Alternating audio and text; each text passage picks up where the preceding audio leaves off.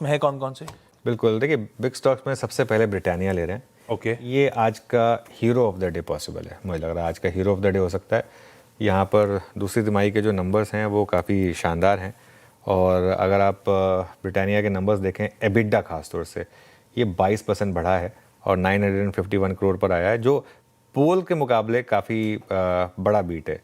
तो उस वजह से इसको मैंने आज सबसे पहले ग्रीन में लिया है ब्रिटानिया को। और प्लस नए सीईओ आ गए, बिरला ओपस से रक्षित हरगावे ने जो इस्तीफ़ा दिया है वो यहाँ पर आ गए, तो ये एक पॉजिटिव है इनके लिए। तो इस वजह से सबसे पहला जो मेरा आज का बिग स्टॉक है वो ब्रिटानिया रहेगा।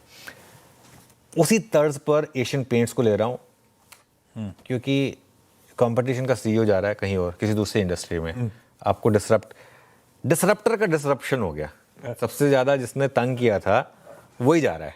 तो उस वजह से एशियन पेंट्स चला है वैसे काफ़ी पिछले कुछ समय में, और एशियन पेंट्स में लगातार हमारी बात भी हुई है कि कुछ साइन ऑफ बॉटम में एक दो बार आई थिंक हमारी चार्ट जीपीटी में भी आया था। तो 3 फैक्टर्स हैं। पहला, जैसा मैंने कहा कि बिरला ओपस के सीईओ ने रिजाइन किया। दूसरा, एमएससीआई में कंपनी का खुद का वेट बढ़ रहा है, तो वो दूसरा फैक्टर हो गया। और तीसरा, कच्चे तेल का भाव भी 63 के करीब आ गया। तो 3 पॉजिटिव हो गए आज एशियन पेंट्स में। एशियन पेंट्स में को भी मैं ग्रीन में लेके चल रहा हूँ।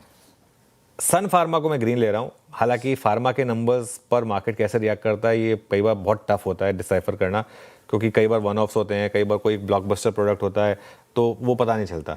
और इनका जो नंबर्स आए हैं उनमें ज़्यादातर इंडिया की बीट है, यूएस का इतना कोई खास नहीं है वैसे, लेकिन अच्छे नंबर्स अच्छे हैं। मार्जिन, प्रॉफिट, जेफरीज ने 2000 के टारगेट दिए, एचएसबीसी ने 1915 के टारगेट दिए, तो इस वजह से इसको मैंने ग्रीन लिया है। आज सबसे बड़े धर्म संकट में मुझे डाला है इंटरग्लोब एविएशन ने, इसके लिए मैं इसको न्यूट्रल लेकर चल रहा हूँ। देखिए नंबर्स और गाइडेंस अच्छी है, दिक्कत कहाँ आ गई है, फॉरेक्स लॉस बड़ा है, उसकी वजह से एक बड़ा नेट लॉस दिखाई देगा आपको। और वो ये भी करें कि ये आगे भी कंटिन्यू करेगा नेट लॉस, ये फॉरेक्स लॉस, तो फॉरेक्स लॉस आगे भी कंटिन्यू करेगा। लेकिन जो पर सीट रेवेन्यू की उन्होंने एक इंक्रीमेंट की है ना, वैसे बाय द वे आज की डेट में ना डोमेस्टिक टिकट्स जो है ना वो फॉरेन टिकट से महंगी हैं। मैं जयपुर गया था, इसमें जो मिड वीक हॉलीडे था, एक सी इंस्टीट्यूट की तरफ से एक इनवाइट आया था, तो उसमें गया था मैं। और वहाँ पे ऐसे ही मैंने एक बार मतलब इवेंट के बाद में सोचा चलो एक बार चेक कर लेता हूँ कि रात की फ़्लाइट की वजह अगर मैं अभी की फ़्लाइट ले लूँ, वो वन वे फ़्लाइट 24,000 की थी। कोई मतलब नहीं है, मतलब वो भी जयपुर, कोई ऐसा नहीं है कि बहुत दूर है। तो खैर एनीवे जो भी है, तो लेकिन इशू क्या है यहाँ पर कि मेरा ये मानना है कि गिरावट आए ना तो इन्वेस्टर्स के लिए मौका है। यहाँ से अब अगर स्टॉक गिरे इस रीज़न से कि फॉरेक्स लॉस आगे भी हर्ट करेगा कंपनी को, तो ठीक है, 1-2 क्वार्टर अगर स्टॉक अंडर परफॉर्म करे तो वो आपको मौका देगा। अगर आपने पिछली रैली मिस की थी तो आपको याद होगा हमने बहुत पहले 1600 पे इंटरग्लोब पे व्यू लिया था कि ये बहुत अच्छा स्टॉक है और आगे जाकर इंडेक्स का हिस्सा बनेगा, वो सब हुआ और अब ये स्टॉक थोड़ा सा करेक्ट हुआ है। तो ठीक है, मुझे लग रहा है कि यहाँ पर और एक यहाँ पर हमेशा अर्निंग्स खत्म होने के बाद एक ब्लॉक डील का भी रिस्क रहता है, तो इसके लिए बढ़ चढ़ कर ना लें स्टॉक को। लेकिन अगर आप एक एज इन्वेस्टर इसको अप्रोच करेंगे तो वो शायद बेटर रहेगा। 2 और स्टॉक हैं जिनको मैं फोकस में रख रहा हूँ, उनका नंबर से लेना देना नहीं है। पहला है यूनाइटेड स्पिरिट्स, आरसीबी को बेचने की तैयारी कर रही है यूएसएल, ये अब मोर और लेस क्लियर हो चुका है। उन्होंने कहा भी है कि इसका स्ट्रैटेजिक रिव्यू कर रहे हैं, और आईपीएल और डब्ल्यूपीएल दोनों में, और अब तो विमेंस प्रीमियर लीग की भी वैल्यू बढ़ चुकी होगी। और आधार पूनावाला, जैसे हमारे सिस्टर चैनल ने रिपोर्ट किया था, फ्रंट रनर है इसको बाय करने के लिए। उन्होंने कहा था कि अगर सही वैल्यूएशन होंगी तो एक अच्छा एसेट है। उन्होंने ट्वीट तक कर दिया था। $2 बिलियन उन्होंने मांगे हैं आरसीबी ने, मतलब ये डियाजियो यूनाइटेड स्पिरिट्स ने, तो इसके लिए ये फोकस में रहेगा।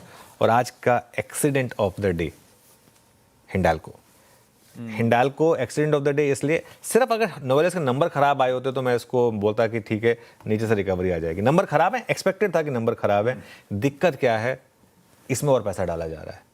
ये मुझे लग रहा है कि थोड़ी बिरला ग्रुप के साथ इशू है। वो जैसे कहते हैं ना कि जब भी उनकी चीज़ें अच्छी होने लगती हैं वो कुछ ना कुछ ऐसा ऐसे ढूंढ लेते हैं जिसमें उनका कैश बर्न हो जाता है ना। खैर जो भी है, तो ये इसमें $750 मिलियन डाल रहे हैं हिंडाल्को नोवेलिस में, और एक ऐसी कंपनी जो स्ट्रगल कर रही है। $75 करोड़, छोटा अमाउंट नहीं है ये मार्केट को पसंद नहीं आएगा। तो इसके लिए आज का mini accident of the day हो सकता है। सिर्फ एक चीज़ से बच सकता है कि metal stocks in general globally एक काफ़ी बड़ी बुल रन में है, तो उस वजह से अगर लोअर लेवल पे थोड़ी बाइंग आ जाए तो वो अलग बात है, लेकिन अदरवाइज हो सकता है कि आज का एक्सीडेंट ऑफ द डे भी हो जाए। हिंडाल्को, नोवेलिस अपने आर्म के नंबर्स और केपेक्स के अपडेट्स के बीच इन रेड।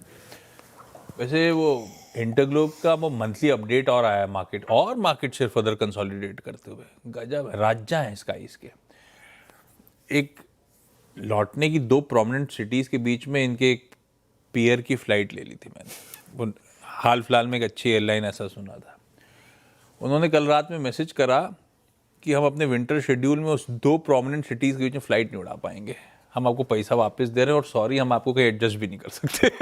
आप फंस गए, आप इन्हीं के पास जाना पड़ेगा जितने महंगा टिकट दें। ये हाल है इंडियंस का इसका। खैर बिग स्टॉक्स में आज ब्रिटानिया बढ़िया ग्रीन, अच्छा जो कौन सा ठीक है, बढ़िया ग्रीन में ब्रिटानिया जा रहा है। नतीजे अच्छे, नए सीईओ साहब भी थम्स अप। एशियन पेंट्स क्योंकि कॉम्पिटिटिव एनवायरनमेंट को लेके थोड़ा सा ऐसा लग रहा है कंफर्ट बढ़ेगा, इसको रडार पे रखिए। सन फार्मास्यूटिकल्स के नंबर्स अच्छे, हाँ ये जरूर कि इंडिया बिजनेस का तड़का उसमें ज्यादा बेहतर, लेकिन ओवरऑल नंबर्स अच्छे, इन ग्रीन रखा। इंटरग्लोब थोड़े से कॉन्फ्लिक्टिंग अपडेट्स हैं, इस बीच न्यूट्रल रखते हैं और देखते हैं कैसे स्टॉक एक्चुअली बिहेव करता है। यूनाइटेड स्पिरिट्स, डीआईजीओ शायद आरसीबी का स्टेक मोरलेस बेचने की तैयारी कर रही है, इन ग्रीन जाएगा। हिंडाल्को शायद एक एक्सीडेंट या कह लीजिए mini accident of the day होने की तैयारी कर रहा है, नतीजों के चलते नोवेलिस के और केपेक्स के स्पेंड्स के अपडेट के बीच में। ये हो गया आज के बेहतरीन बिग स्टॉक्स।